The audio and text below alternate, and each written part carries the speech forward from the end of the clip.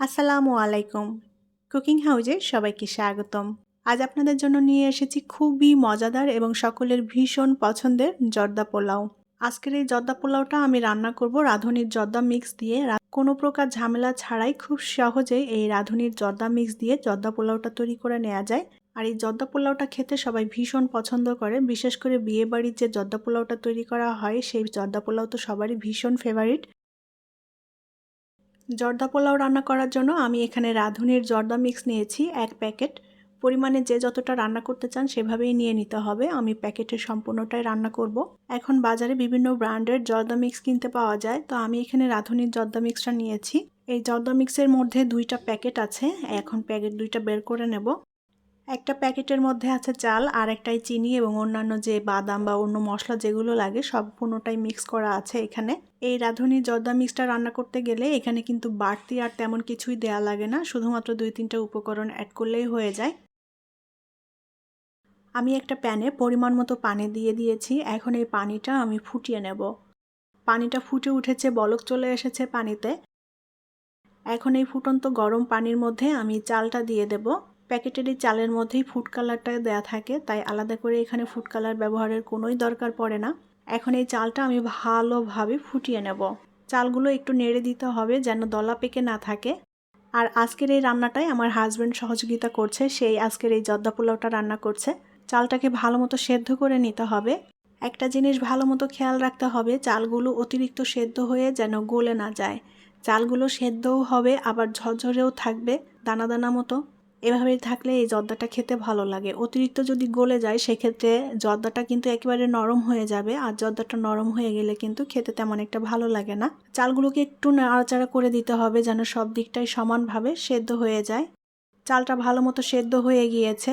পানিটা ভালোভাবে ঝরিয়ে নেব যাতে ভাতগুলো ঝরঝরে হয়ে যায়।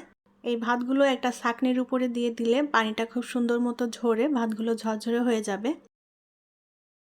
ভাত থেকে পানিটা ঝরিয়ে আমি ঝরঝরে করে নিয়েছি। এখন প্যানে আমি ভাতগুলো দিয়ে দিলাম। ভাত থেকে পানিটা খুব সুন্দর মতো ঝরিয়ে নিতে হবে যেন ঝরঝরে হয়। ঝরঝরে হলে এই জর্দাটাও খেতে ভালো লাগবে। এখানে আমি 1 ফালি লেবু কেটে নিয়েছি, লেবুর রসটা দিয়ে দেব। লেবুর রসের পরিবর্তে এখানে কমলার রস ব্যবহার করা যায়, যার যেটা হাতের কাছে থাকে সেটাই দিতে পারেন। এখন রাঁধুনি জর্দা মিক্সের প্যাকেটে যে অন্য আরেকটা প্যাকেট ছিল, সেই প্যাকেটের মধ্যে যে চিনির মিশ্রণটা থাকে সেই মিশ্রণটা সম্পূর্ণই দিয়ে দেব। এখানে চিনি, বাদাম, অন্যান্য যা কিছু লাগে সব কিছুই দেয়া থাকে, কিশমিশও দেওয়া আছে এর মধ্যে। তো সম্পূর্ণ চিনির মিশ্রণটাই আমি দিয়ে দেব। চিনির মিশ্রণটা দিয়ে এবার খুব ভালো করে নেড়েচেড়ে মিলিয়ে নেব। চুলার আঁচ অল্প রেখে এখন ভালোভাবে নেড়েচেড়ে এটাকে রান্না করে নিতে হবে। আর চিনিটা গলে গেলে একটু পানি পানি হয়ে যাবে। চিনিটা আস্তে গলা শুরু করেছে। জর্দাটা এখন অনেকটাই পানি পানি হয়ে যাবে, এই পানিটা টানিয়ে নিতে হবে। চিনিটা গলে গেলে এরকম একটু নরম হয়ে যায়, এতে সমস্যা নেই। এখন চিনি গলে গিয়ে যে পানিটা হয়েছে এই পানিটা ভালোভাবে জাল করে টানিয়ে নিতে হবে।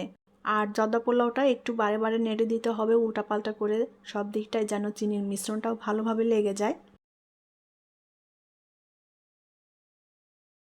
চিনি গলে যে পানি পানি হয়েছিল পানিটা টেনে গিয়েছে। আর জর্দা পোলাওটা কিন্তু অনেক ঝরঝরে, দেখেই হয়তো বুঝতে পারছেন। চালটা যদি ভালো মতো সেদ্ধ না হয় তাহলে এই পোলাওটা অনেক শক্ত শক্ত মনে হয়, তখন খেতে ভালো লাগে না। তো পানিটা সম্পূর্ণ টেনে গিয়েছে। এখন এর মধ্যে দিয়ে দেব 1 টেবিল চামচ পরিমাণ ঘি। ঘিটা দিলে এই জর্দা পোলাওতে খুবই সুন্দর একটা ফ্লেভার আসবে। ঘিটা দিয়ে এখন আলতো করে নেড়ে চেড়ে মিলিয়ে নেব। প্যাকেটের মধ্যে সমস্ত মশলা অন্যান্য উপকরণ যা কিছু আছে সবই দেওয়া থাকে। আমি বাড়তি এখানে শুধু ঘি এবং গুঁড়া দুধ অ্যাড করব। ঘি এবং গুঁড়া দুধ অ্যাড করলেই কিন্তু এই জর্দা মিক্সটা তৈরি হয়ে যাবে। এখানে বাড়তি আর তেমন কিছুই লাগে না। ঘি দিয়ে খুব ভালো করে নেড়েচেড়ে জর্দার সাথে মিশিয়ে নিয়েছি। এখন এর মধ্যে দিয়ে দেব 2 টেবিল চামচ পরিমাণ গুঁড়া দুধ। গুঁড়া দুধটা উপরে এইভাবে ছড়িয়ে দেব।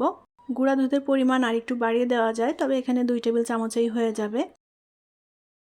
গুঁড়া দুধ দিয়ে আলতো করে নেড়ে চেড়ে মিলিয়ে নেব।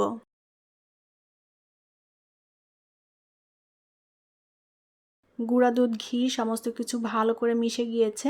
আর জর্দা পোলাওটাও রান্না করা হয়ে গিয়েছে। এখন এটাকে আমি ঠান্ডা করে নেব। আর ঠান্ডা হয়ে গেলে এই জর্দা পোলাওটা অনেকটা ঝরঝরে হয়ে যাবে।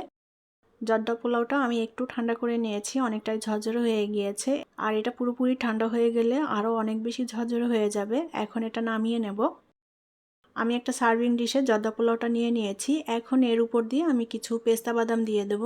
এটা জাস্ট দেখার সৌন্দর্যের জন্য, এটা না দিলেও হয়। আর এর উপর দিয়ে এখন ছোট ছোট সাইজের কিছু মিষ্টি দিয়ে দেব। আমি এখানে এক কালারের মিষ্টি ব্যবহার করেছি। এখানে 2-3 কালারের মিষ্টি ব্যবহার করা যায়, সাদা কালো, দেখতে ভালো লাগে। মিষ্টিটা জাস্ট দেখার সৌন্দর্যের জন্য, এটা অপশনাল, কেউ না দিতে চাইলে বাদ দিতে পারেন। ব্যাস তৈরি হয়ে গেল রাঁধুনির জর্দা মিক্স দিয়ে ঈদ স্পেশাল দারুণ মজাদার এবং সকলের ভীষণ পছন্দের জর্দা পোলাও।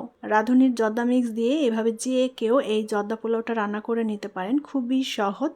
আশা করছি ভালো লেগেছে আপনাদের কাছে আজকের এই জর্দা পোলাওটা। যদি ভালো লেগে থাকে তাহলে প্লিজ ভিডিওটি শেয়ার করবেন।